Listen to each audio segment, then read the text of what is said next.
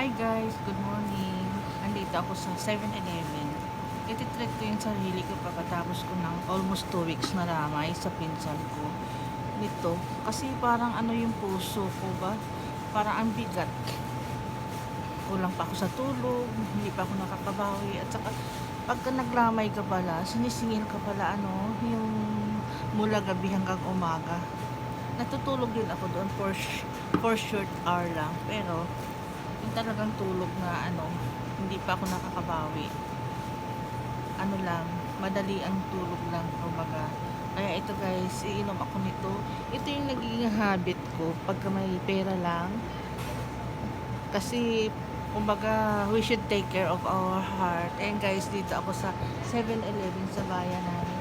Nung nasa Maynila ako, lagi ko talagang pinupuntahan ang 7-Eleven para lang sa pineapple juice. I always see to it na iniingatan ko yung puso ko, kaya lalo na pag tumatanda tayo, dapat ingatan natin ang puso natin. Ito maganda talaga guys, sweetened or unsweetened, masarap siya sa puso. Okay, how I wish na lagi ako may pera, kahit paminsan-minsan lang, once a month, para matreat ko yung sarili ko. Kayo guys, ganun din ba? You should take care of your heart para humaba ang ating buhay, healthy tayo, malayo sa sakit. Kasi ang pineapple, the best. Nung nagbabarko ako, libre lang tong pineapple.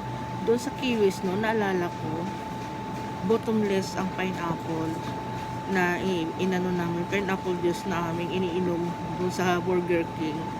Hala, pabalik-balik. Kaya madalas kami doon nasa Disney Cruise Line ako, Disney Days. So yun, kahit pa paano, hindi ako mayaman, pero parang gusto ko lang i-maintain. Okay, bye-bye.